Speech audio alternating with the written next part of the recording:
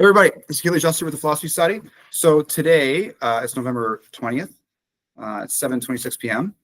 And so we're in the room today.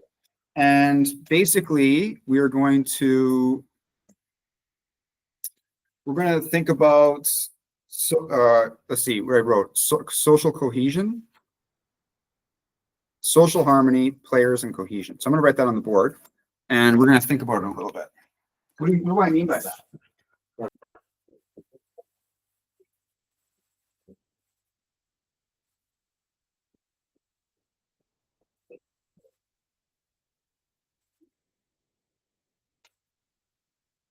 I have to make it big so that you can actually see it on the thing, right? Okay, so, all right, this is like this is more Philosophy Society content-wise because it's the stuff that like I talk about, right? And the things that I think about and how it relates to our perceptions of ourselves and our perceptions of others, right? And so if you're just going to consider this as like a player, okay? And there can be different types of people, like different types of groups or individuals based on values or personality or like behavioral repertoire. So we can actually represent that individuals differently just with symbols, right? And we can categorize it, and we can draw from psychology to kind of or certain values structures to determine group status, right? So that's it. So it could be an individual or it could be like a group of people. So and then they have some kind of intentionality. There's some direction in life or goals, right? And it's a means to an end. So this is like, and this is like what we would call the player or the person. And the reason I'm using the phrase player or the term player is because the fact that it's a means to an end context for us as beings, even just survival. Oh wait, where's the mic? Even just survival is, and we do things as a means to that end, right? We want to, for example, and so some of the properties we're going to think about is like not suffering, you know? So what ends do we have in here? You know, and so one property is suffering, right? Another property that I touched on with Sam Harris is well-being.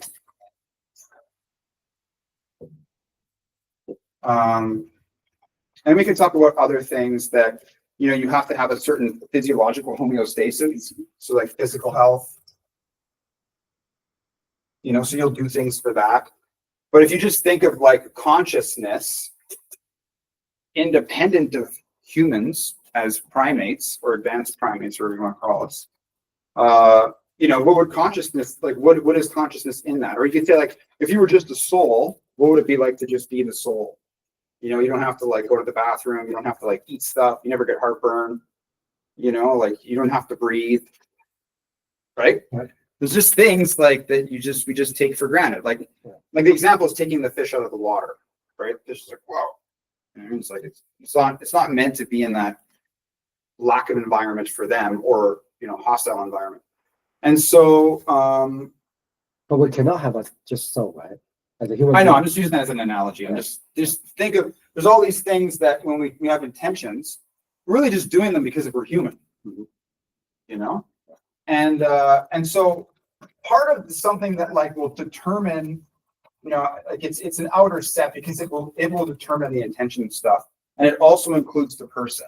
So we have our motivation or emotions, right?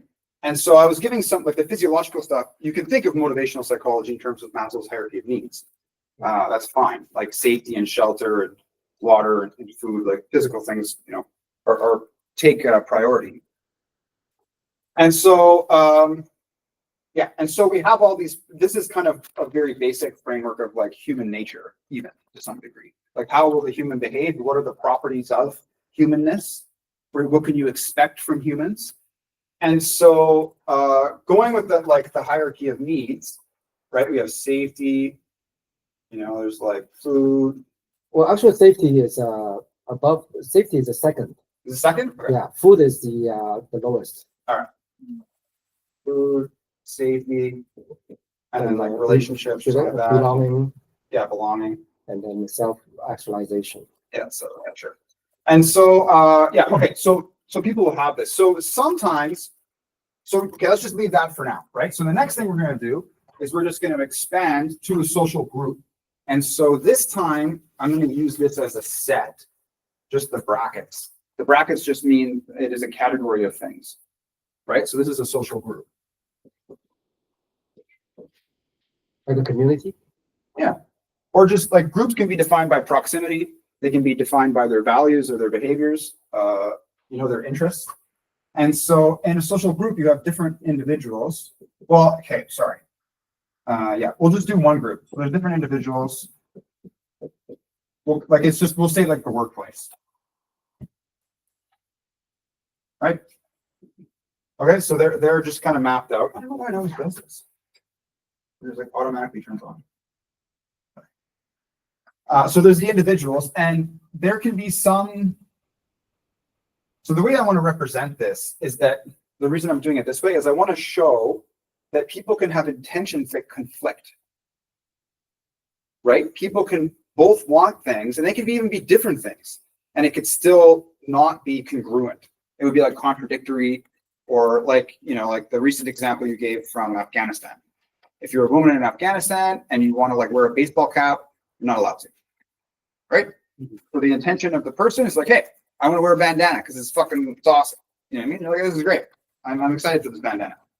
And people are like, no, you're not allowed to do that. And there's a severe consequences if you do. Or you wanted to read a book. You know what I mean? You want to join this class.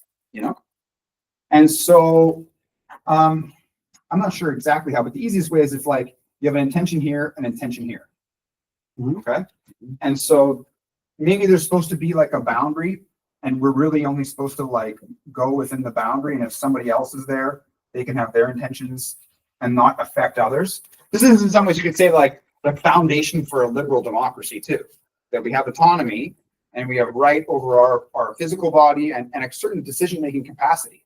And then we say, well, there's certain instances where this person could even be out of their boundary, right? So this guy's not really affecting that guy. Let's just say it's going beside it, but this person's going into that person's boundary. This person's going over here. So there's a whole bunch of things going on, right? And like this, I guess, the workplace or just politics, right?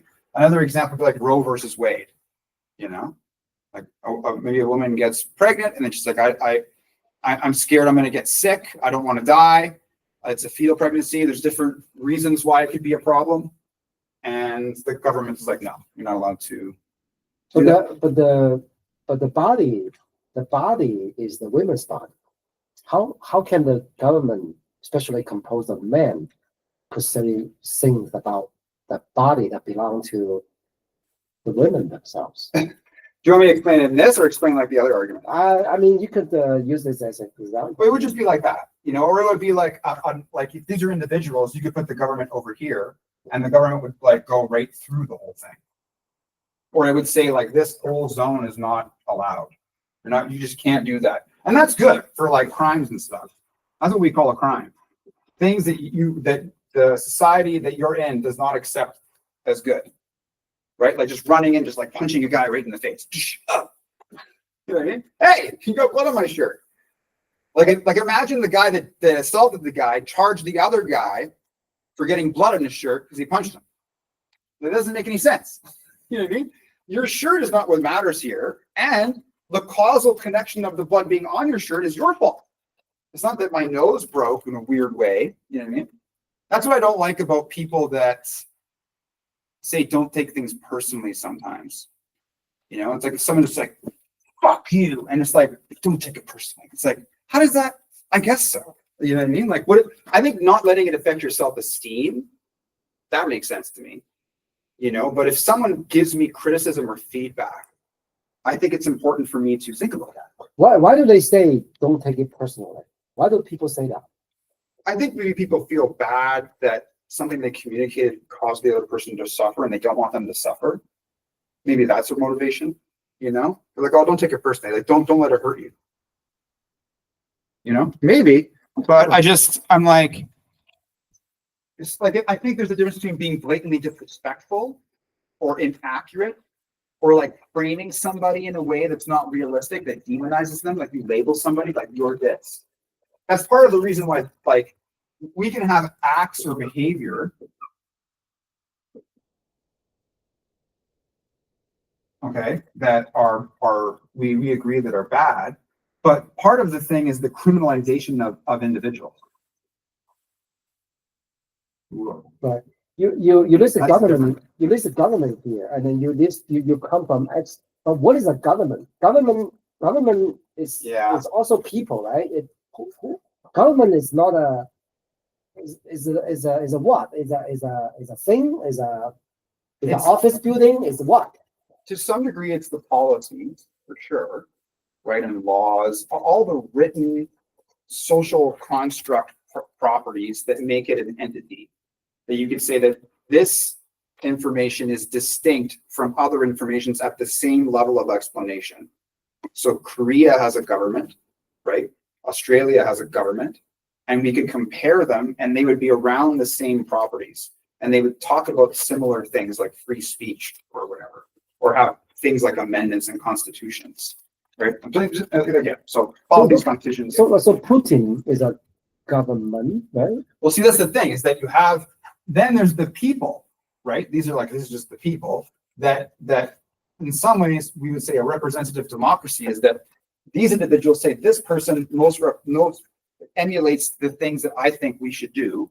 And so we're going to have that group of people or person interpret or apply or enforce this written value structure that it is beyond any individual, right? So what about Putin? So this is the thing, is that you can have this, right? Or you can just have like a person, like a king, or, like some kind of like worship ruler. Yeah. He's also a person. He's just another X. How come he has such a, when we think about Putin, he can launch a war, he can kill millions of people. Yeah. He just, but on the other hand, he's just a person. He's another X. See, that's the thing. Go back to this. Right? This is exactly the point. Is that he still, like, we all are always this. And we all have some means to it. So remember, the intention is means. That's the do. And then there's the end. And that's like results. You can say outcome. You can also say that like this doesn't exist. It's just like a fluid thing and we're imposing categories on it. Sure. I think it's important to take the grid off and put the grid on when you're conceptualizing and thinking about stuff, but then also try to look at it without the grid. I can agree to that. So anyways, yeah, and so we have this means to an end kind of situation, right? Means to an end, what do you mean? You mean there's a human nature to have a end and then you have a mean towards the end? Is that what you mean? It's part of human nature. And part of the reason for that is because we have physical bodies. That's why I said, like, you could just think of like there's like the mind, or like someone that whispers like soul. Don't tell anybody. That's fine. But the mind is just like this conscious, or like AI. It's this consciousness that doesn't have a body. It's disembodied. Some people will argue that never can be the case. And AI will never be what we experience because we are made of biological material, for example, like a wetware criticism of computers. So, anyways, so there could be this, but that's not what we are, right? We're a different thing with a physiological structure. We have to maintain that, and yeah. And so this is not the thing. So so now we have like there's this. Oh no, not that. There's this social group, and then I'm going to use the other one as like triangles. And this one. And so for each social group, excluding the government thing, they each have their own individual space and then their intentionality and how far that extends. Right? And so internally, there's like a buffer zone of every social group within. They have to like get along within their own sense of unity. And so like the example, it was Bangladesh? Mm-hmm. Bangladesh, right? Last week? Yeah. Of them overthrowing the government and the people taking back their country, right? That's like an internal example of conflict.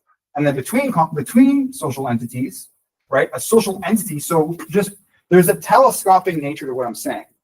The individual has a trajectory, And then this becomes a unified like conglomeration of people. And that's what a group is. It's just like they're all squished together. And their squished togetherness, you could almost say there's a force of intentionality that brings them together. If one deviates a bit, the gravity of the combined properties of these individuals will formulate a group. And it can become explicit at a certain point where you get like an idea, like Islam or Christianity or environmentalism, right? And those feelings and values all go towards this one thing. And so anyways, so there's change within it. And then these whole entities, right? So if this is like the X and then this is the triangle, right? This whole entity has its trajectory that is a result of what's going on here. It's almost like large bodies of mass in space. Trajectory, you mean direction? You're back, you good?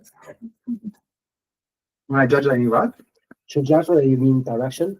Yeah, for the individual, right? And then there's how, without even really mapping a group on here, like we can just like put the boundaries of the workspace. It's really just time and like there's certain things that like why do you have to relate to this person if you guys don't get along? You know what I mean? And then you have like the work like professionalism, you just kind of like stay in your silo and then don't have to deal with shit. So, you know, whatever that. But the point is that the intentionality thing and then the conflict, and then we have the social group stuff. This is all an introduction, actually. I haven't even gotten to the thing I'm going to talk about yet. Yeah, which is fine. Because I think about it, and then I'm like, I don't know what to say, and I feel something, and that's why I just kind of just go on this dialogue, and then eventually I get to the thing that we'll discuss. And so, okay, so this is like an argument, and so we have this phenomena, and then we have the groups interacting. And that can become a thing, right? And sometimes groups will have very similar interests. Like if there's some object here of value, you know, it may not be competition between them, right? They can cooperate together. Obviously. Like NATO, you know, or like us here just for this. We want to discuss and learn things. I'm going to talk about stuff, you know, and we all want to grow a little bit. So that's cool. And so, okay, so the question I want to explore is how, when we talk about like so when I go back to the player thing and the intentionality stuff, right? There's almost like ways to play the game. You know, you have some social context. Everybody has their own like makeup of their needs and their perceptions and, you know, like cognitive capacity. We can talk about those things. There's all the properties of what's going on with you in your life right now. And then, yeah.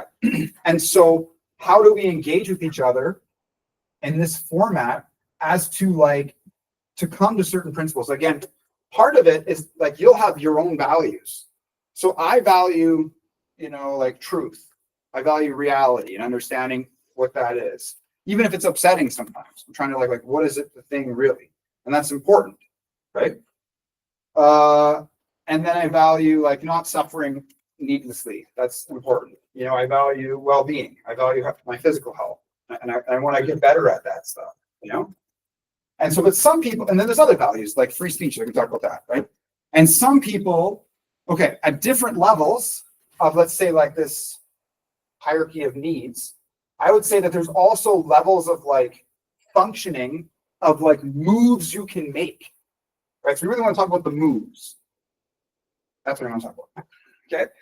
Right? Because I'm recording it and I'm like, there's a reason why I just want to like have that like down. You know what I mean? It's important. So when I say moves, what I'm saying is like, if we think of this as an analogy to a sports game, right? You have like different players and this time they're just going in directions, right? Ball here, this guy's going here, this guy's going over here, you know, like whatever. Okay. So this is like sports, the ball. There's a whole list of rules that makes that sport an entity, right?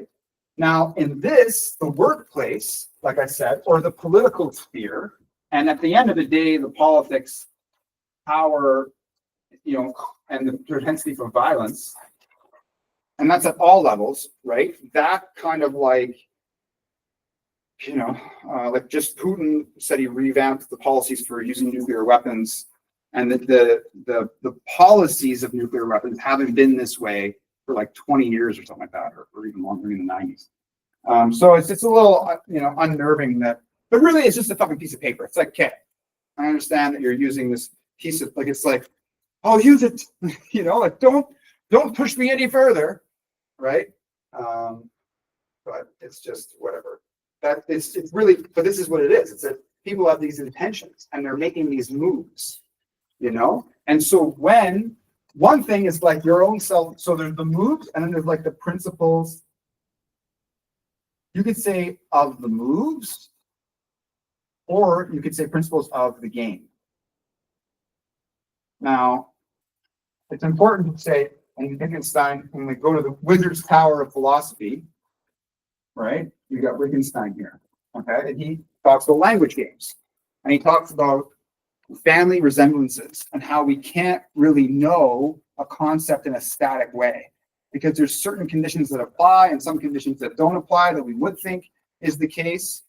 And it just shows how there's a definitional issue analytically, right, in philosophy. And so the only way to determine meaning is to look at how things are used, the use of the term in the context that it emerges, right? Whether it's spoken or whether it's written.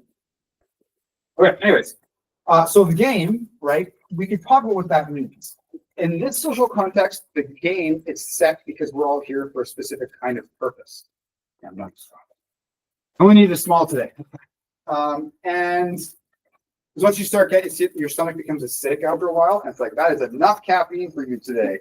You don't have to have any more, right? Yeah. Okay, so there's different moves. And so I think that, okay, so under the context of moves, there's like,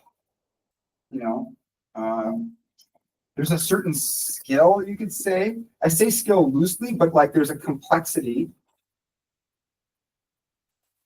of performance, which means that it's hard to do because it requires multiple faculties.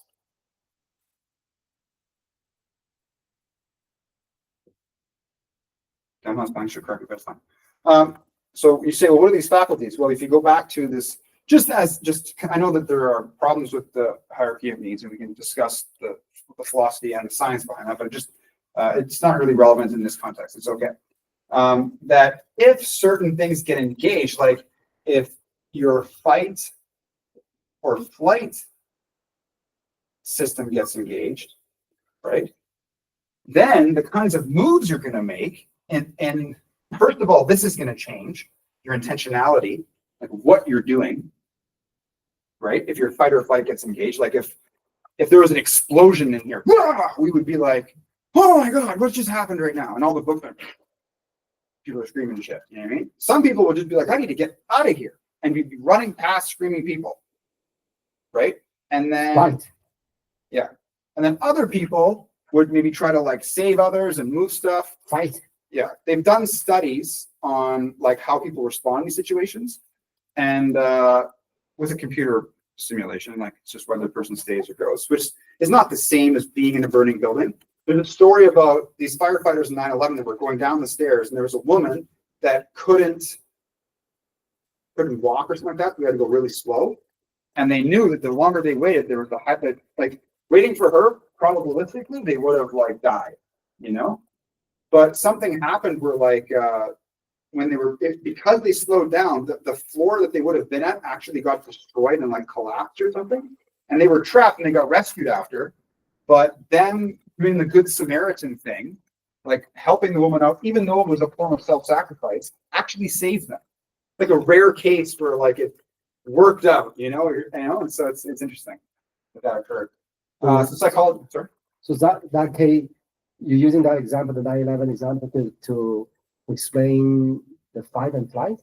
Yeah, I'm just saying, I'm just giving a nice story of a time when a person, when engaged in self-sacrifice, it didn't end in tragedy for them, right? Their pro-social behavior actually led to the woman being saved and themselves being saved. Because if they would have, like, I could pull up stories and that social psych text I talked about.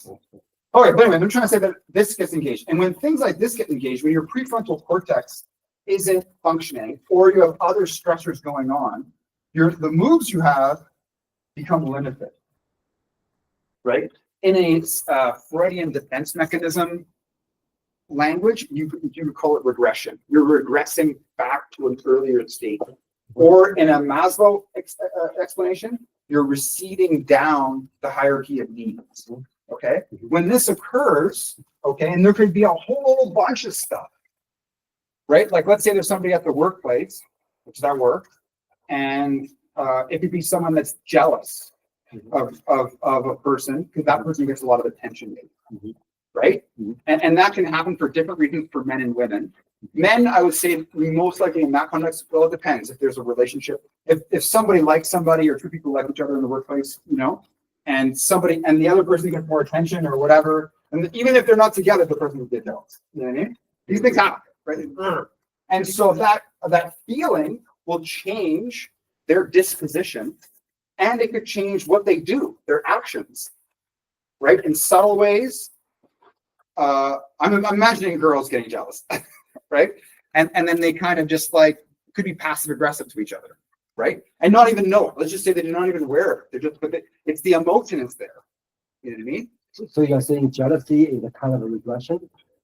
No, I'm saying that when things occur, you have the potential for regressing, meaning that your prefrontal cortex isn't active. You're not calm. Right? Sometimes the fight or flight jumping out could save your life, and it's super important. That's why we've evolved this. You know what I mean? But in this context, unless it was like a war, and I was like, people are fighting, and people are like sending missiles in. About that was the diagram. That's different. You know what I mean? You still need to know the battle zone. I don't want anyone to have to deal with that. You know? Yeah. So okay. So what we got going on here? So I'm just trying to show that there's the level of psychology, which is like the individual, okay? And then we have like the group thing, and then we have like different kinds of groups, whatever, right? I'm just trying to say that even though it changes, there's different emergent properties at each level, right? And it's important to kind of understand that. And then we have the moves thing, okay? So an individual can have a certain set of behaviors or actions. I like to say like habits. You know, behavior is a unit of habit, and then actions are made of behavior as well. But the difference is, I would say actions are engaged, that you've decided to act. Whereas behavior can be like unconscious. You did something you didn't even know. Sometimes I bounce my leg, and I don't even know I'm doing it. It's a behavior. Is it an action? I would say no, because I like to save intentionality for action. You can intend to, you can intend to create healthy habits, but it would just be that first instance. Once it becomes automatic, you're not thinking about it, I would just call it behavior. So, okay. So you can have different behaviors and actions, different moves that you're going to do, right? And we can quantify these different kinds of moves, and they are the means that give you the outcome at the end. So it could just be feeling uncomfortable, and you just don't want to feel uncomfortable anymore, right? And the degree of, for example, threat, if it's like an intense situation, that can, if the person's like, and then there's also their psychological state in the sense like we can be panicked, you know, we could be like terrified, we could be, I guess there's like this other difference, like hungry or like angry, you know, and you might not even know that or if you're like jonesing for a cigarette, you know, like different conditions in here. Right? And then cravings and withdrawal.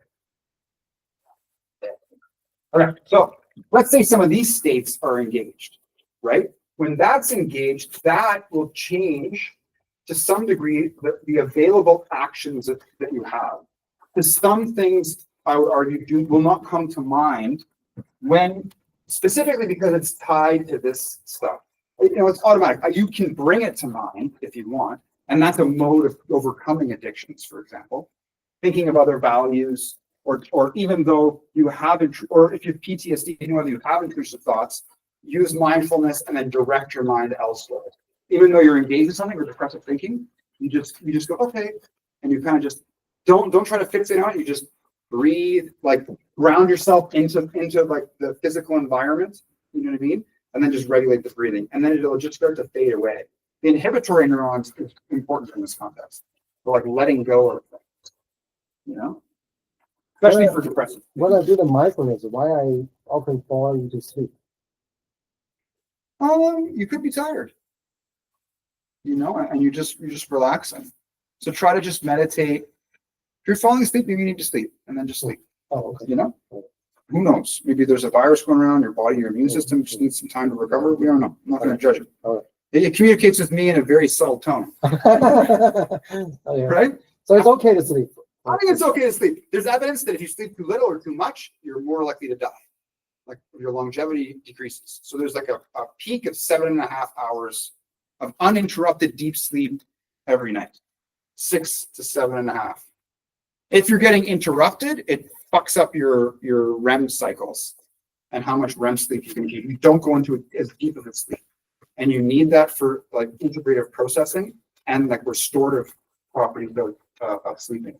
Sleeping is fundamentally important to your health. It's so unbelievably important. It's rooted like in our genes, like what it means to be alive. Sleeping is part of that, right? So I look at the board. You know, you have all different subjects. You know, and it seems that they are related. What are the main points here? I try to sort it out. What are you trying to do? So let's talk about ethics now. Mhm. Okay. So what would we say ethics are? It's how do I act good? How do I be good? Right? And Be good to other people. you know I was going there? Did not. Be good. Mm-hmm. Let's start with that. Mm-hmm. Right? That's important. We would say. You know what I mean? Like if you go with this is in like if you go with the geopolitical example of Putin, Mm-hmm. right? Like let's just, you know, like if you're gonna make the Putin argument. What's your argument? So I lost the Soviet Union. Mm-hmm. I will get it back before I die. Right? Mm-hmm. And that's it.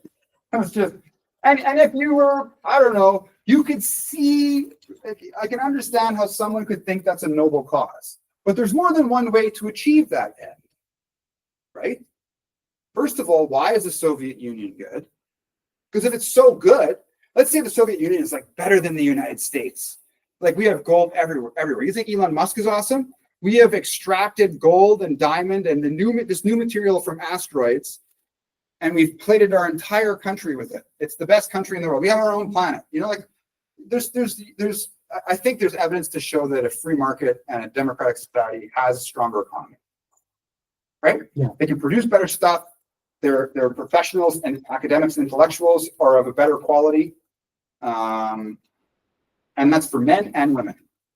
Women need to learn and do stuff. If they don't want to, they don't have to. You know, if you don't want to go to school, whatever. There's other ways to do life. You can be a hairdresser. Right? Whatever you want to do. Get tips. So this, you could make this argument, okay? But philosophically, I would say, okay, my friend, you know, be nice to you. Just out of your humanity, not out of fear, right? Being nice to him. You don't want to just kiss Putin's ass because you're scared he's going to nuke you or kill you. He's like, hey, I bought you some underwear. Would you like to try this on? Mm. Like, I'm not gay, bro. Like, what are you talking about? No disrespect to people that are gay. It's fine. But I'd be like, bro, I'm like, what are you talking about? I had someone that actually tried to give me underwear once, and I was like, the girl I was dating at the time, I was like, I haven't even bought her underwear yet. We've been having sex for a month. I'm like, you and I are like, what? Like, you're jumping the gun here in the courting phase, you know? Anyways, so no, don't accept Putin underwear. That whole brand and market is died for that specific endeavor. So even though you may have lost the Soviet Union, first of all, you can't command that the Soviet Union is necessarily good, right? There has to be there has to be real reasons why it's good, and maybe there could be. That would good for them. That's great. But that doesn't, even if you are good or in any religious context, any religious group, because I'm just saying, I'm giving these as two charitable arguments. I'm ignoring all the garbage stuff. Two charitable arguments that charitable in the sense that I'm not trying to distort any reasonable argument for why they would make decisions that they're making. Okay, so one argument they would say, I'm just playing devil advocate. So you say why Soviet Union is good? They will say, you just mentioned, the Western democracy seems more productive, whatever, But they say, well, there's a reason for the West to be doing well, because you during your development in the 18th, 19th century, you robbed the First Nations. Sure. You robbed you use the black, as the slaves. That's how you generate the first fortune. Okay. So it's not your system better. It's just you do something bad at the very beginning. Yeah. Putin may say that. And I'm not gonna disagree with that. Like the roads in America were built in the backs of slaves. That's the way to say it, And there's that one movie. What was it called? 12 Years a Slave. Yeah, 12 Years Super a Slave. sad. Yeah, And I think it's important to watch it once at least. Have you seen it? Yeah, it's important to watch it once. Won the Oscar, right? Best picture. And it's and Brad Pitt's champion in that movie. Oh yeah. He's not a racist. He's like, yeah, I'll get killed too. I'm just trying to be good and be good. It's almost like in the Death Star, the designer of the Death Star left that spot open so that the rebels could bomb it, and they gave them the plans. You know what I mean? So sometimes there's good guys. I honestly hope that's the case for Elon Musk. I hope Elon Musk is like, if you wanted to conceptualize the Trump campaign or like certain Republican ideas as bad, right? There can still be a good person, almost like a spy, in the bad people's thing, So because I do know that Elon Musk is able to think clearly, and he does very well taking feedback and criticism in person, and goes through it. He doesn't back down. I do respect him for a lot of that stuff. But some of the arguments. Why do you think he supports Trump? I think he has to out of survival because he believes that the Democrats they have a vendetta against him. I think that's what's going on with him. But that's a kind of strange because his main business is the electrical cars. Actually, the Democrats' policy, they emphasize climate change. Is actually favor him. I know. That's why I said, it's like, why are you making an enemy to Elon Musk? Just find a way to work with him. And there was a problem, and he had to contact Pete Buttigieg for the transportation stuff. And Pete Buttigieg was really good. He said Pete Buttigieg did a great job working with us and getting this thing figured out. They're getting charged for like water disposal. He's like, water disposal? He's like, it rains. He's like, what? How does water disposal like affect anything? Who's it harming? Well, nobody. Well, then why is that regulation there? Like, you're just trying to take money from us, So anyways, So I'm just giving specific things. So even if it's true that you lost the Soviet Union and you want to get it back, there's nothing inherently wrong with that, right? What's wrong is the means. So those are the end. That is formulating the end of an argument, right? That argument formulates the end of the intentionality means end junction. And now we can think of the means. How am I going to relate with others to get to that end? So part of what we have to insert here is being philosophical. Okay. I always have to say that because what that really means is I'm going to say, well, what does this mean? And what does this mean? And can I understand the whole thing? Right? We're going to talk about it and make sense of it. And the reason you do that is just to make it better. You mean philosophical? You mean that you want to check, to see if it's logically sound, their argument? Sure. Well, first, a reevaluation of values. Is the thing that we value legitimate? Is it good? And then the arguments that follow from there. And then we can talk about but in this context, it's like, he values like a certain form of government or a certain form of lifestyle or benefiting certain people, like a pro-Russian thing, which is fine. Everyone has that. That's just, it becomes a problem though when you start doing this, right? For example, if I came in the room, I was like, I need to sit down. And I was just like, da, da, da, da, da. And I, like, I just like, I know you're sat, coming at me. yeah, I just sat down. It's like, you'd be like, what the hell? You know what I mean? You're like, you could at least ask me, right? Something like there's different ways to go about getting whatever we want to get, But sometimes what happens is our scope of available options as means depreciates. Like if you've ever been drunk before, like I was recently, we had a fire at the house and I had a bunch of White Claws. I don't know. Your friends came over. It was fun. We had a great time. Let's go. Right.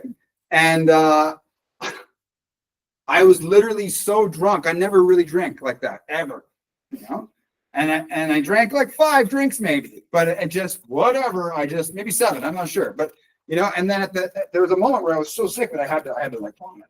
I had to like get it out of my system. You know what I mean? And my available options were like 3 things. In this moment, there are 3 things you can do. You know what I mean? And I had enough like awareness, or I was not that drunk, so I could at least guide myself to deal with this projectile situation in a healthy way. So it didn't affect anybody in my close proximity, right? And so being drunk or being like that, and that goes for all substance use, right, will affect us in some way. And that becomes a property of your available actions and behaviors, ones that you're more or less likely to do, right? So are you saying Putin, because because he was drunk, so that narrow his alternative, so that's why he unwisely or mistakenly invaded Ukraine? Is it because he drunk? No, but I like that we can talk about Putin, or anybody for that matter. We can plug them into this framework, and we can. And I'm just building this as a platform. Now I'm like, okay, what do you want to talk about? Now we can put, this is like a little generator system or like a meat grinder. And I'm like, just put it through this thing and it'll pump out some kind of an answer for you, And that's kind of what I'm trying to do here. So, and so for Putin, I think it's important to remember that he is embedded within some context, right? It's not just that part. And so when we talk about why is he making the decisions that he's making, it's important to understand that there's something going on here, just like Trump, right? And not that I want to talk about conspiracy theory thing, where you can talk about like a deep state situation where but you don't really have evidence. You're making a lot of assumptions. Right. This is not good philosophy at all. But I can raise it up to a level of generality where we can hypothesize about some things, and we could see that it's possible. I'm not going to say it's deductively true, but there's some room for ambiguity here. And it's important to just see like these ambiguous zones. Like, I'm not going to go there, but I fucking see it. You know what I mean? And you kind of step around the thing in your reasoning and in your actions and your relations with others, right? And so what are you trying to say, guys? I'm trying to say that, sorry, I am losing myself because I visualize it and I lose the train of thinking. So it's Putin. Why Putin made this decision? Yeah. So he's embedded within a social context, right? Just like Trump.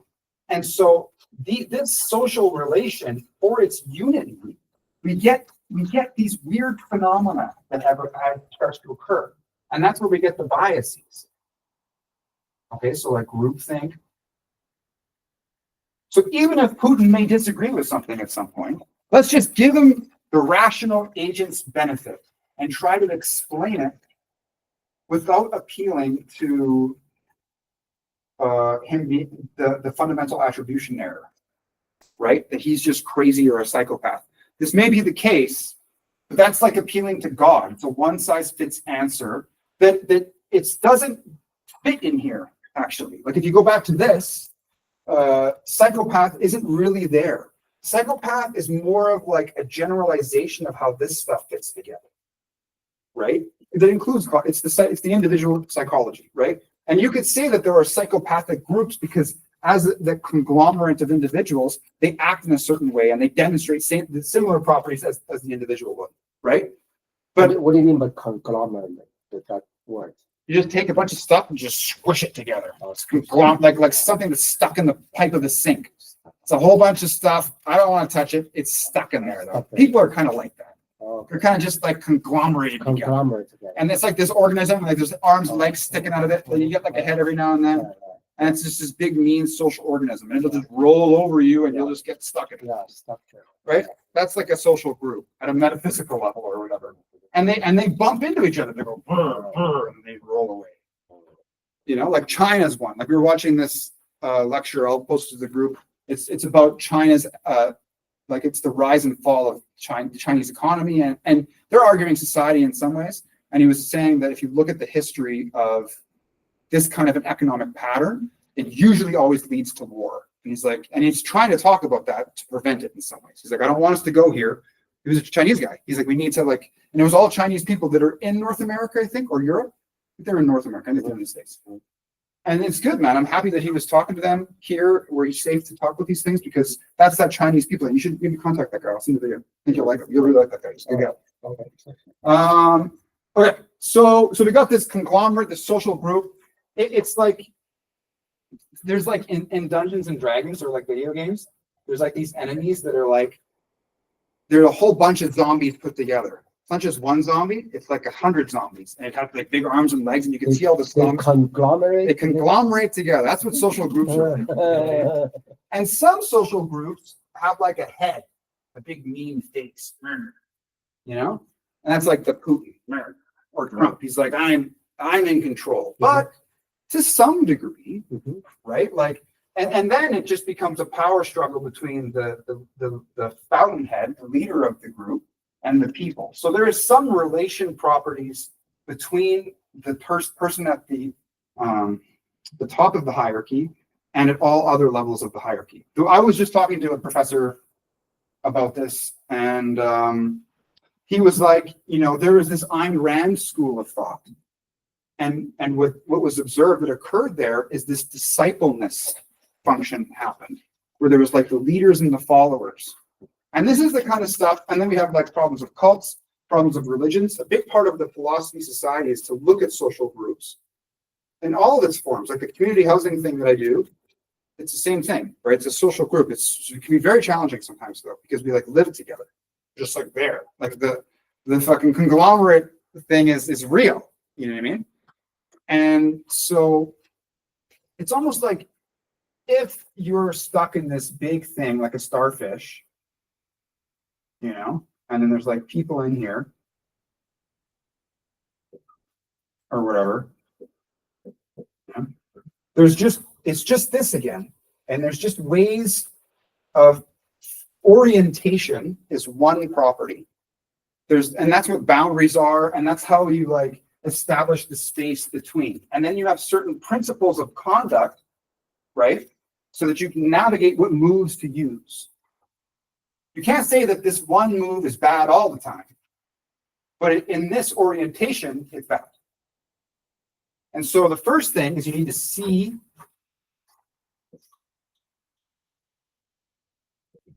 the orientation, adjust it, right? Maybe communicate other orientations. That's important. And then the second thing is the moves thing, right? And so when I say moves, I say like communicating boundaries, for example, in like a community context. That's important to be able to talk about boundaries. If somebody or something occurs in some way that conflicts with your boundary, if they may not be aware of the orientation, you may not know what the boundaries are. And so the only way to be clear about it is to talk about it. You can empathize to some degree, but you have to, we're all fallible. We do make mistakes. We fuck up sometimes, right? That happens. And then the next part is the moves thing. And so what can you do? When I take it from this perspective, it's almost like no matter who you are on this map, you can now adjust the orientation and you can adjust the move so that you don't have problems and conflicts. Whereas if you label people or you criminalize them in this way, what you do is you just say, okay, this one's a little haywire. We're just going to cut it out and then put it over here, and then you make a new problem. You just put all the problems there. That's just scapegoating. You haven't actually understood what's really going on in the thing, right? And so, like this Okay. So when you go back to the game thing, okay, right? So there would be like correct versus incorrect play or moves, right? And a foul is like when you make a move that goes against the rules of the game, right? Like if in hockey you picked up the puck as a non-goalie and you threw it in the thing, or you like hit a guy with the puck, or you like kicked it into the crowd, all of that would you get in trouble for that, right? Violence is predominantly not allowed in sports, right? Some sports are violent, like we watched which looked like a fake fight between Tyson and Jake Paul. Tyson was just like going through, you know, just like a tank, World War I tank, the Tyson tank. We need to make a meme with like, make him look like a tank. It'd be funny. And then Jake Paul's bullets are just bouncing off him. He makes a lot of money. He made 20 million, Jake Paul made 40. Yeah. So the fouls, right? That's when you've made an unethical or it doesn't even have to be ethical. Like it could be ethical in the sense towards other people. I haven't hurt anybody else, but it could just be bad for you. Sometimes you just do something or you make some moves and then you didn't get, even if you got the end, like what again, like what if some of the criticisms of the Soviet Union is that people were like starving. You know, they didn't have any, the economy was destroyed, right? Like if the way that, just like this structure, the struggle of power between, you know, an authoritarian figure and its people, always trying to maintain the power, which sucks. There's a lot of energy wasted there. A government entity can do that to all of its people, right? Like oligarchy, for example, or just taking money away. You know, there's examples in the Olympics, like 30% of the money was taken away and was given to people that should have had. And so, anyways, the point is like streaming through this whole thing. So I have philosophized this structure, right? Like that's how I did this, you know. But at every point of it, we always want to have this being philosophical thing is always the thing. It's always the title of the whiteboard. It's the most, because what that does is it gives us the right. It's a mode of exchange and interaction. And what I want to say is being philosophical at every level and every single context will always make it better. The way that I am using the term here. Say, well, how is, and we go to the Putin thing, you lost the Soviet Union. Well, first say, was it true that you lost the Soviet Union? Right? And then say, yes, it is true. Okay, sure. Well, what is it? Okay. And then you say, well, why did you lose it? Right? You want to understand this phenomena in its entirety. And then when you understand it, and then you go to the next point, I will get it back. Okay. Well, if it was not good before and people were starving before, do they want it back? Like the Soviet Union isn't just you. It's actually an entire thing here. So you would have to explain why I will is different than we will. Right? And the difference is the relation, if all the power is here and it just goes up, it's the relation of the person in power and the group. Right? So if it's we will, then they're working together. It's like a coherent like system that is producing something. If it's an I will, what if we don't want that? So you ask a lot of questions and do a lot of distinctions, analysis. So you give an example of what does it mean for being philosophical. But can you summarize it? What actually, not by example, what actually mean by being philosophical? Being philosophical is to use the method of inquiry to understand the nature of what you're thinking and to some degree what you're observing. The Inquiry, to ask questions. Inquiry. Using to understand the nature of what you think. What you're thinking. And I would say your experience in general. To understand the experience. I would say that's, for me, that will distinguish me as a philosopher. That's why I'm consider myself a practical philosopher. Mm-hmm. I say that psychology is just practical philosophy. It's just you use inquiry to think about what the right answer is, and then once you know how to live well, then you have to actually go through the science of it. So I see it as I don't separate it the way that academia does. I think that thing is one. right? Psychology as the study of the soul or the psyche, right? But philosophy, you need to know what you are to think about anything, because I am the thinking thing. Or am I not? Well, then I need to know. I need to figure that out. So you have to be a psychologist to some degree. Yes. You talk about inquiry, but the religion, they don't question. They don't question. That's why it's not philosophy. That's the indoctrination and the dogmatism, being dogmatic. Accepting it without questioning it. I'm being dogmatic. And so that is one property, like going through this whole thing, that I'm saying will distinguish one group from another. And what I really want to do is convince the group that doesn't agree that it's better. So I would have to justify Islam as a philosopher. That way, if you're Islamic, if you can't give that up, you can at least shift over to this. And then it would just be me talking about how Islam fits together, but we have to be philosophical and show how the rules of reason, and like Averroes or there's another Islamic philosopher. Yeah. Why is questioning so important? Because you talk about thinking, but they say human is not just thinking. Human has senses, emotions. Why you put thinking and questioning at such an important place? That's just what being philosophical is, and I think it's because it's a value of understanding, right? So when we talk about the means to an end, right? Philosophy is a means in some ways. The end of things like understanding. Why is understanding so important? I would say it goes back to this. If I understand nature, and including myself and my environment, and everything external to me, which includes all people, right? Or everything external to my consciousness, which includes my body. You just go back to this thing.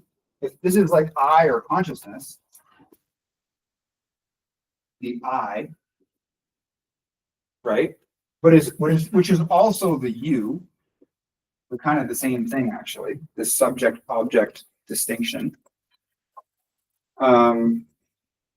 Sorry.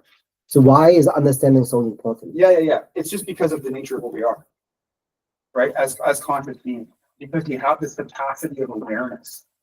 And so awareness, I would say, in itself is understanding, is the beginnings of understanding.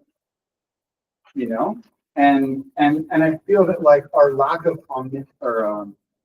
omniscience, or lack of not knowing everything, and it begins here, but it immediately goes through the human thing. Immediately your physiology the philosophizing stuff came after, actually.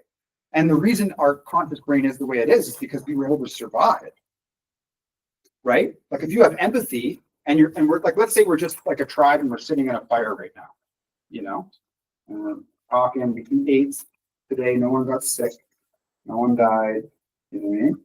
And for whatever reason, you see some of the people have a different, they're looking at each other and looking at you, And the people that were able to notice that facial expression is bad, right? They evolved this instinct and this feeling of saying, hey, that person has bad thoughts about me, right? One of the arguments of why our eyes are white here is that you can see if somebody's looking at you from a distance.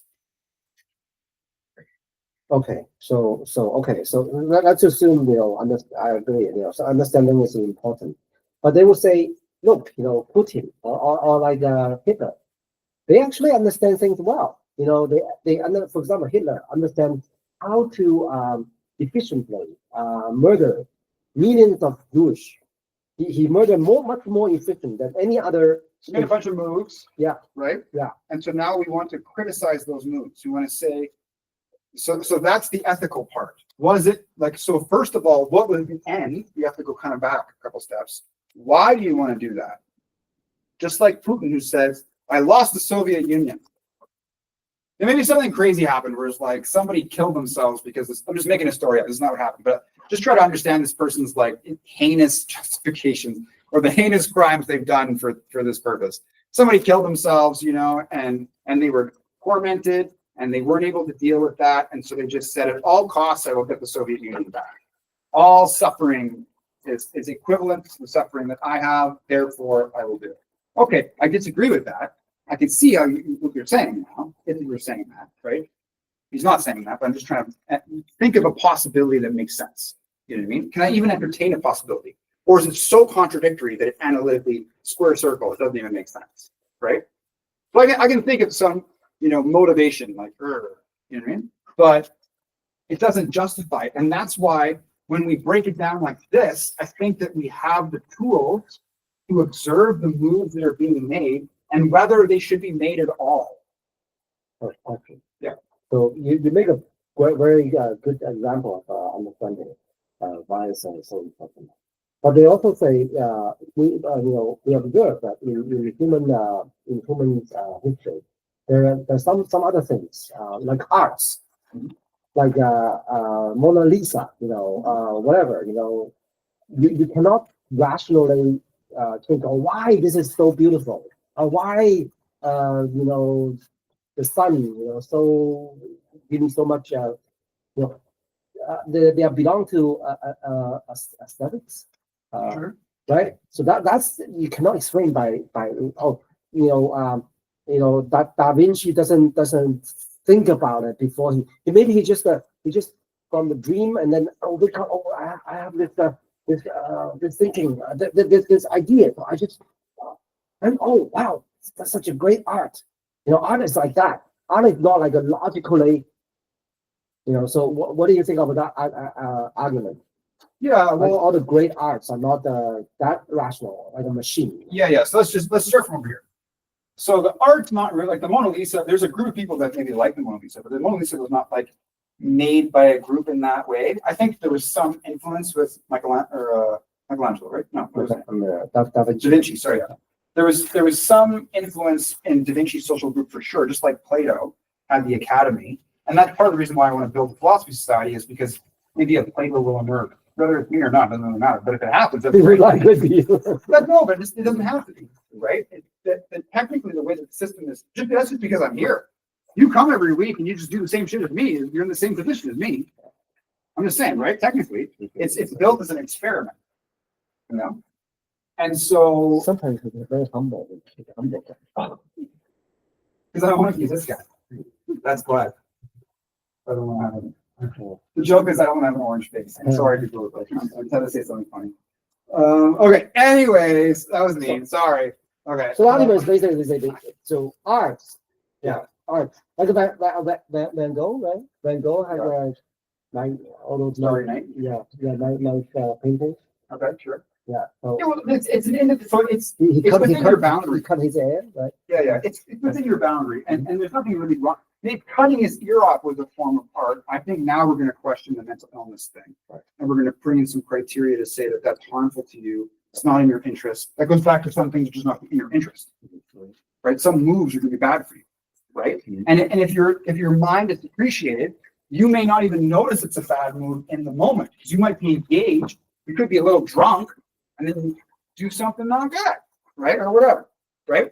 But even if you come to that outcome, right? If we just criminalize you or like use the DSM in a way and say that you're a psychopath and brown, right? Meaning like there is no other thing to say. We've explained this. What do you mean by DSM? Diagnostic Statistics Manual of Mental Disorders.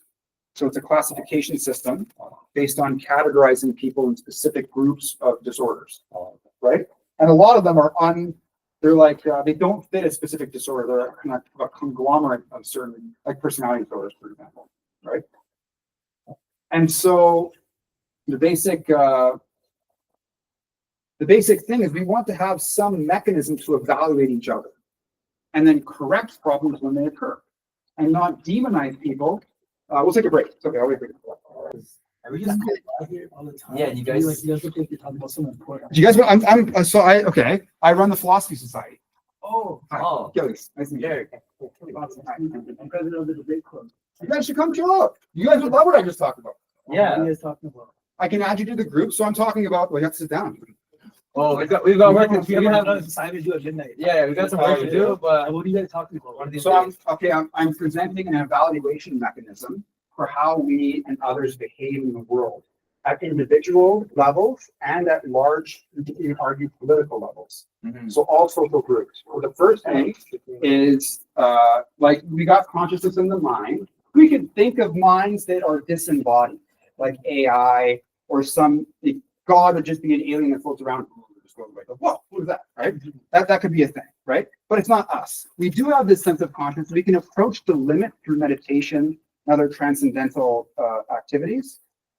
So what we're in a body. So we have this hierarchy of needs. There's something going on that we have to maintain. That came first, right? Whether you're a plant or you're an animal, you know what I mean? Like the way that we get energy from the cosmos is fundamental. That was before consciousness. If you can talk about soul stuff, I'm going to put that over there for now, and we'll integrate better. That's more like this, right? So now that you have these motivations and these things going on, there's different ways that you can do it, right? So we have this, I want to give the individual just the X, and then arrows intentionality. There's a means to an end. So I teach every Wednesday at 7. Right? And so to get to the end, right, we have different moves that we can make. And we can make the analogy of a sports game or a sports game. Moves the game, right? So there's incorrect or correct plays. An incorrect play is like a foul, and we can regulate that. There's certain principles that guide what correct moves are. So in social groups, which is just defined by a set, and then we have different people in here, their intentionality can be conflicted. They can go into the boundaries or the rights of others, right? So there's certain ways that culturally or politically, groups will be formed based on what boundaries are. So recently in Afghanistan, women's rights have been taken away. They can't read, they can't sing. There's a whole bunch of things that happened there. And we can discuss why that is or is not a good thing. Or for example, Putin, who, let's say his argument is, I lost the Soviet Union. Okay, sure. And then the next step was, I will get it back before I die. Let's say that's the most charitable argument. Whether I agree with it's a different thing, but just to understand what would the motivation be? What's that intentionality function, right? And so we can, under all of this stuff, this is a mechanism to understand how we behave and how we act and how we can modify and change our behavior. Or if someone says or does something to you that's not good, it penetrates your world or whatever, you can talk about it. Because what happens sometimes is we criminalize people. We just say, oh, this problem, we're going to do the scapegoating process and put them away. And this is like I don't know if you guys have seen like the meta zombie, where it's like a bunch of small zombies inside the big zombie, it just kind of goes around. Like all parts of the zombies. You know, I know something. Sounds like I can it. visualize. I can understand what you're saying. Yeah. The D&D thing. Like there's different Okay. games and shit. Yeah. And so you make different, that's what a social group is basically. I'm just making fun of it, right? But social groups are a conglomeration of all of the people, right? Their values, what they do. There's certain properties that will make them distinct from other social groups, right? And sometimes, like for criminalization or putting people in a prison, there's, it depends. If they don't have self-control, they're going to hurt people. Then it's just because you don't have self-control. But if Elon Musk has a thing, we can put it in your brain, and then you have self-awareness, and you're like, oh, I can regulate myself. Doesn't matter, right? But if I say that you're inherently bad or you're evil, now it's like, wait a minute here, like where did that information come in, right? We can look at the interactions and specific social groups and what they're doing, and we can look at the moves they're making, just like in a sports game, and we can evaluate them. But when I use that other language, right, we get all of these problems, right, with in-group, out-group bias, and things like racism and discrimination come in. All of that stuff becomes an issue because of the way that we're perceiving each other and ourselves. Are these results of descriptive production? What do you mean by descriptive production? Like us talking about like these people are bad or these people are good. Those like the discourse kind of like a self-fulfilling prophecy. These people act exactly. But even if some guy comes up and just like punches me in the face, and I'm just like, that guy's a bad guy because you just fucking punched me in the face, man. Like that's not good, right? Because it physically hurt me, right? When we use the fundamental attribution error is when I look at someone's behavior and I say, I make an attribution of their character instead of looking at the situation that reinforced that, right? Is this a class or? Yeah. What are these? You guys like? So I'm recording right now and I post it to YouTube. That's why I saw that and I asked. Like, oh, I think that's something I'm interrupting. No, it's okay. This is for like a club, like a union. So I have my own organization. Being affiliated with the university too much can become a pain in the ass. So, but it's going to be an economic entity. I'm in the process of I'm studying marketing for this one as well. But I have. That's amazing. Yeah. Oh yeah, nice. Yeah, cool. I have Paul. 300. Oh, we're thinking. Market 300. So let's see. Yeah. Yeah. Not sure. Can we get added to whatever this? Yeah. Do it. I was thinking, yeah, it just looks cool. Like that's what. You just pass by. Yeah, I'm like, oh, these guys are doing some serious shit. Like, for real. Have you guys seen me before? Just when we Just pass by. from passing by. But Yeah. you see me here every week. Yes. Yeah, like Yeah. because we're here exactly at this time every week all. Do you like the 5-minute summary rundown? It's like, there you go. That's what it is. Do you like what I'm saying so far? It's good, eh? It makes sense. That's how I understand things. You know what I mean? And part of the community thing is I want us to implement this. And that's why I was talking about the community like discussion stuff. Because then it's better, it's healthier.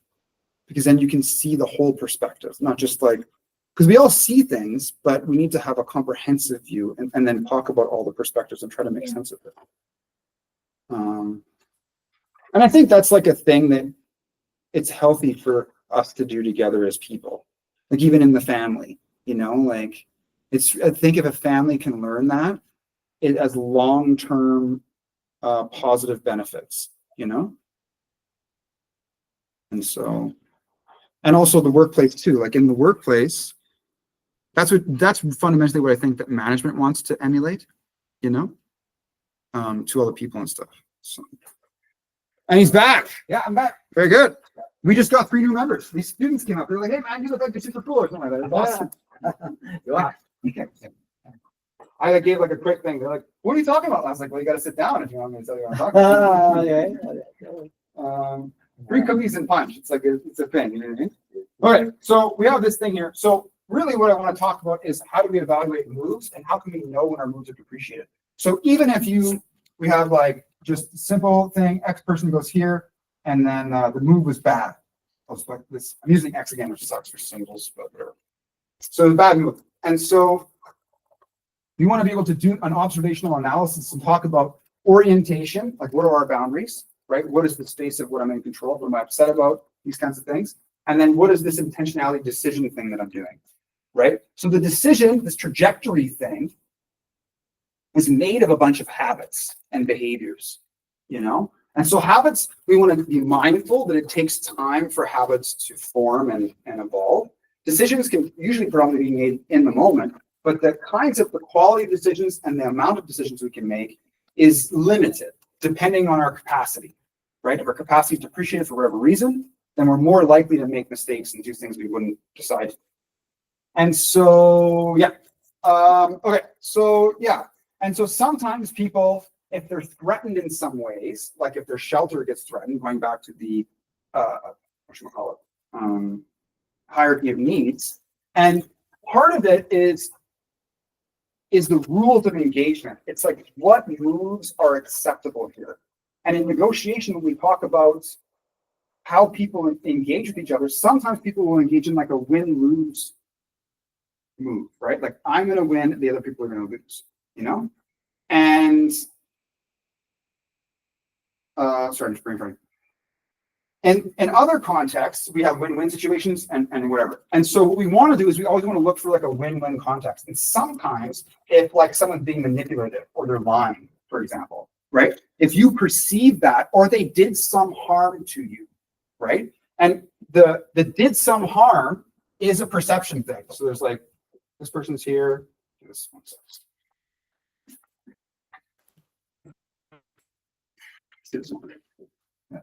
this person's here, and then another person. It's perceived, right? So it's like that's what happened, but the person's actually like thinking about it. So this is the same person, but they're just having like a memory of the interaction. They're like thinking about it. They're being self-aware, right?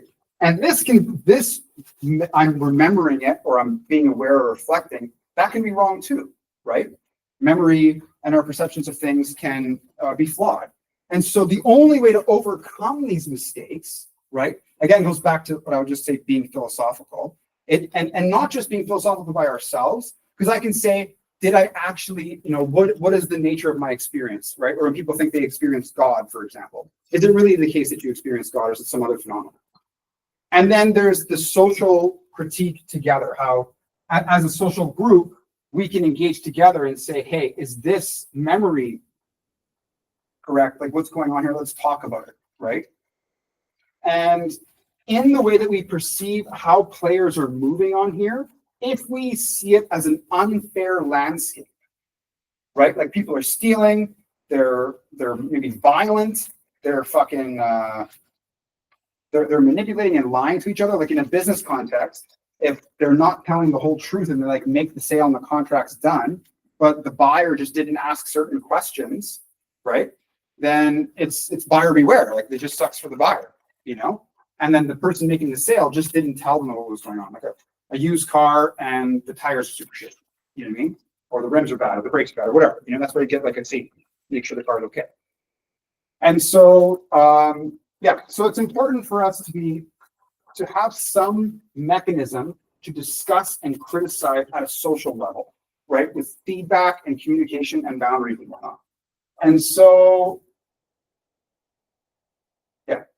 And so if someone perceives the way that the game is being played, so if they perceive lying, right, as one of the parameters or principles of acceptability for the moves, they may also engage in lying, especially if they're threatened at a low level hierarchy of needs thing, like shelter or food or something like that, right?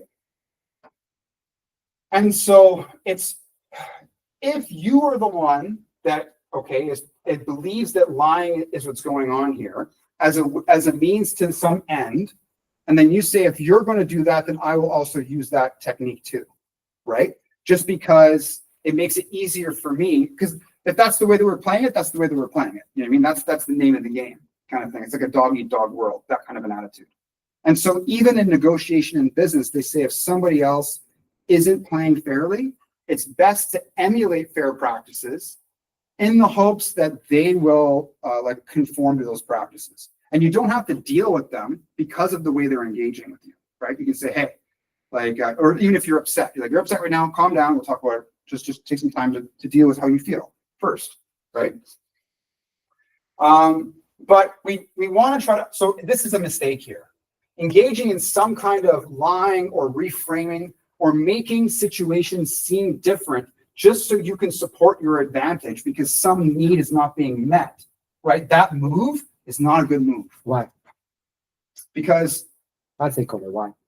Because, well, ethically, because even though other people are engaging in fouls, that behavior is within their boundary, just like Stephen Covey says. So it's part of their character. You're developing the habit of acting that way, and you can't universalize that habit.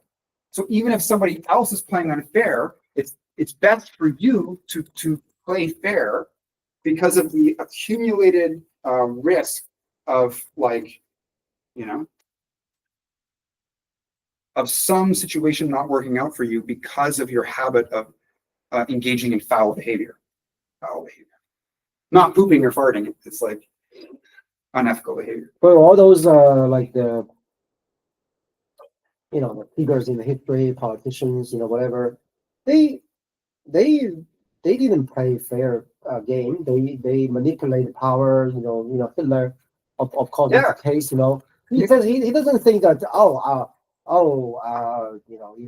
I should engage in fair play. No, he just say I should engage in dirty play as long as it can bring me the power. Yeah. So on one thing, we can have a whole category of unethical moves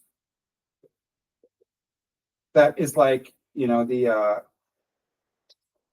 narcissist or the psychopath, right? But it's the main thing is malicious intent or like a disregard. That's the most important thing, is the intentionality function, right? Because you may act in a way, like if a little kid says something, like, you know, one time I was on the bus and a little kid observed somebody who was of a different ethnicity than them, and it was like they were like 2 years old. And you can argue, oh, it's because the parents were racist and they did this, but it's also just because the kid's just observing visual stimuli and just wondering why this person is just different, or someone's in a wheelchair. They've never seen that before, you know? And so I'm just saying, in situations where the intention is not to cause harm, that's different than where there's explicit malicious or disregard for others' well-being, right? And so even in the case where the person or the psychopath is doing these bad moves, I think it's better to have an evaluation mechanism, and then you can put them into jail if you need to, right? That they're just always gonna like they're always going to be like that, right? They're always going to go rob a bank again or sell cocaine or whatever, you know what I mean? Like at the expense of the other person, you know what I mean? Or sell fentanyl, people are dying and shit. Like there are some people that just don't care about the well-being of others, right? And so this mechanism does account for that still, and you can still take it, but we would see it like, and the criminal justice system kind of works like this anyways, right? If you have like repeat offender, then they'll like the judge will make a decision on sentencing or some restorative justice principle that will help them get better. But yeah, the point is just, I don't always want us to necessarily go there. I want to observe this. We can talk about how there's tendencies or how some behavioral properties do fall in a specific category, but socially, from a community psychology perspective, it's not good to just label people in some way, right? Our brains do that naturally anyways. But at a social level, we want to have more of a broad, integrated approach so we can break apart the components, understand them, and then reorient ourselves so it's a healthier context. I agree with that, but just some people may argue like in some cases you need to play a malicious. For example, all those battles, like World War II, even you are defending the justice, like you are in the U.S. side, you use all the tricks, like the famous war with Japan, the meat point island. So they intercept, they do all kinds of this dirty, they're not being honest with each other at all. You're a loser. You will be playing fair game with your enemy.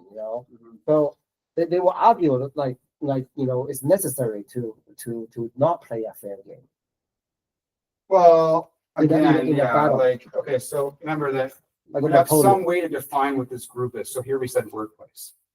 So if it's somebody throwing mustard gas at you, okay, that's a very different social context. It goes back to that battlefield thing, right? And there are different moves there. There are different moves, right? Different moves. Like if someone's going after your baby, you know what I mean? And you, So what about in elections? Elections is not a battle. It's not like a war. But do you play fair? there's a probability, and I don't mean to be a conspiracy theorist, that Elon Musk is engaged in a noble lie, right? He disagrees adamantly. He knows the problems with Trump. He knows that Trump does not have the capacity to acknowledge or accept it. He's just moving on. He's like, I'm going to, like, I hope that I would like to think, and I like to also think there's people that are right beside Putin too, and Xi Jinping and Kim Jong-un and whoever's in charge in Iran, and they're doing their best. Sometimes those people get killed, or it's overwhelming. Like in Afghanistan, I would say it's degraded a bit. It recessed to a lower state of morality and ethics, which is sad. But whatever, I don't know what to say. Like, I'm not whatever, but it's just, like, I think that implementing this kind of a thing and educating people in this way will help. I'd like to think that, right? And we can also, because this is kind of the same way you're going to deal with mental illness anyways, actually. What can we observe? I'm not going to say, I feel the dark energy and it's coming from you. And you're like, really? Yes, this crystal will cure you. Oh, well, can I have it? $50,000. It's yours, right? I could be that guy. I could literally be that guy. I'm not that guy. Right? How'd you become a millionaire, Achilles? Well, you see these beautiful crystals here? They're made of glass, man. They're not crystals. Blasphemer, burn them at the stake, So I'm just trying to say that we can understand how people will act in certain ways that are unethical, or they're engaged in some behavior because of their current mental state, right? And even though they do things, it's not good to condemn them, right? Like even like we're animals, and people have cognitive limitations, and we can see those limitations, whether some of them are changeable or not, by the output of their productivity and their behavior, how they treat us, that's just a representation of their mind, kind of, right? And so I think I want to have some acceptingness for just being human, just this thing in itself. Let's give some respect to that first, right? And then we get into problems like over here. So we'll deal with those problems, but don't lose sight of these things.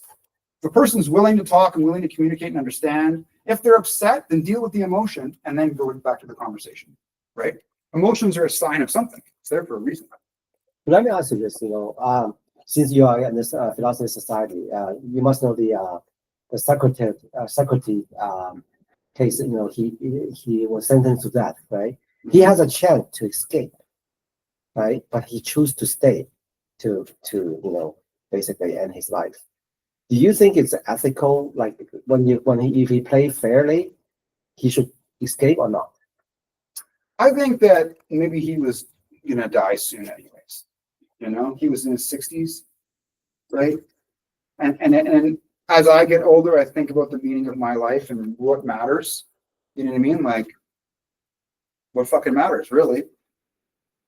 And like you said earlier, like you sleep, you eat, and you poop, and you do it over and over for the pets. And you do it over and over again.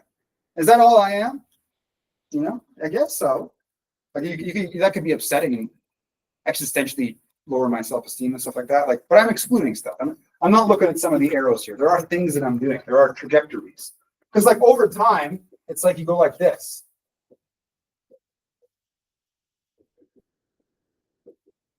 Right? You have like a trajectory, and that in itself is like a decision. Like you can like graph it. Like you're going somewhere. You're doing something. So you think he chose to stay because anyway he think he's gonna die pretty soon? There's a probability. Because they re-voted. The first time they voted, they were gonna let him go. Right. Yeah. But then he said, "I want you to pay me a stipend every month or whatever, and give me a nice house or something like that." You know what I mean? And then they were like, "All right, you cocky bastard, you arrogant, like pompous or whatever you want. Like, how dare you? The audacity or something like that, And they just killed him. They're like, "You want to act like that? We're going to kill you," right? And yeah, like one of my professors, Dr. Berg, said, that was the motivation for Plato to go on his journey, build the academy, and write the Republic, because the democratic society killed the philosopher, right? And that's part of this too. Is if all of the votes are towards something that infringes upon somebody's boundaries or whatever, then we need some mechanism to talk about it. And so, yeah, and it goes back to like, what moves are there? What is my psychological disposition, right? And what's the orientation within the current social context? Then there's groups, right? And then we can have larger political things about what people are doing, and talking about it is the important part. Psychological disposition. What do you mean? It's like my state, my psychological state. Or psychological. All your psychological factors that make you unique as a person, personality, but also your intelligence, and whether you're drunk right now or not, right? Okay, so today was social harmony. Mm-hmm. So the social harmony point is, how can we get all these pieces to fit together in healthy ways, right? For ourselves and for other people. And when we have problems, what do we do? The players are the individuals and the moves they're making, the orientation of them. And the cohesion is how it all fits together. And there's like the organism moves, right? So if there's a wound in the organism right here, then other parts of the organism can kind of like white blood cells go there and heal it or whatever. And so, yeah, I wanted to go through that today. So you mean social harmony is human nature, is it's the nature of the human to yield for a harmony society? I think human nature, we would prefer if it was harmonious. Okay. And we can use human nature to get there. Oh. Because if it was necessary, we would be there, but it's not. I'm gonna say we're not harmonious right now. Oh. There's some out of key notes. Oh, so anything that is against this harmony is maybe there's some psychological disorder. Like maybe Putin has some psychological disorder. We can talk about that, sure, but it's more about like in this one, everyone has their own boundaries, and some boundaries are crossing. In another one, it would be like this person, these are all people, their boundaries are mistaken to include everybody. Like the psychopath doesn't see you as a person. You're just something that they can use, right? And if you don't do what they want, whatever, Putin, if it's his Soviet Union and you're part of it, that means he owns you too. Yeah. Or whatever. So or the conglomerate that is part of the, like if he's the face, there's still a body of social that he is the representative of. So he doesn't means that he doesn't develop a correct correct sense of his boundary. Yeah. He mistakenly enlarge his boundary to include everyone that he shouldn't include. Yeah, my autonomy ends here, right? And now it's your autonomy. Like I am not you, so why would I have autonomy over you? Only in the context that the part of my brain, my executive function, that is giving me that agency, if somebody else doesn't have that, they're in a vegetative state or they're knocked out, they're unconscious. We as a society can. But they will say, that's a great, I totally, but I'm just trying, to say, that now they talk about, they say all this, this psychological disposition or the boundary things is all was so Western. Like in some part of the world, the Eastern, they don't, this Western thing, you value individualism. Mm-hmm. That's what we talk about autonomy. Yeah. But in the maybe in the other cultures, more indigenous, whatever, they collective, they're collective. Yeah, and that's still this. This is the collective, but you're still a piece inside of there. Like you still, like if I'm standing here and I burn myself, you might like wince a bit because you see how much it hurts me, but you don't actually feel the pain. Right? So if a collectivistic culture has the habit of being in a certain orientation, they have the capacity to reflect on that orientation and then ask whether it's real. So it's the value of being philosophical is even more fundamental than West or East cultures. It goes below culture. Culture came after. Consciousness came first. So that's interesting. You're talking about philosophical and also about questioning. Some culture, they just don't value philosophical. They don't ask questions. Yeah, sure. And that's the real. If there was a problem, and that's fine. And so all we're going to do is it's just sales now, just marketing and sales. Value philosophy. I'm going to show you why philosophy is so good, right? And then teach you how to use it yourself. It's something good for you. Take it. It's like a jetpack. Free market. You can choose whatever you want. Yeah. People can show, people can market, promote, I'm just going to try to show how being philosophical is necessary to avoid a whole bunch of other problems, like the Putin problem, whatever's going on with the Trump thing, it's the group thing, all of these things, that approach every step is the way that we prevent corruption and we prevent mistakes from happening. Yeah, you can just have a group, but we are a wise group. But why Taliban not accepting this wise solution? It's not. It's a confusion of certain values over what this is, the being, right? And then we go back to previous lectures that I've done on that stuff, right? And so, like, what are you? And so they would say something about God. I don't think they reflect, using the way that they don't reflect themselves using the way that philosophical. They just take it for granted. If they ever question themselves, all these dictators, they don't question themselves. They don't reflect. They don't allow other people to reflect. If the other people point out, this is wrong, your policy is wrong. So they don't reflect at all, So part of it is just there's gonna if you were gonna ask me like what would the trajectory or the shift or the pattern look like if there was like a ripple effect of change, it would be that individuals start to learn it and then they form groups and then you just see other individuals start to orient themselves around this way of thinking, even if they are of a specific religious group or whatever. That's fine. That's just like with your fashion style. It's like just a kind of hat that you wear around your philosophy beliefs, because you have the capacity for reason and self-awareness. If you have that, then almost all of this is basically possible.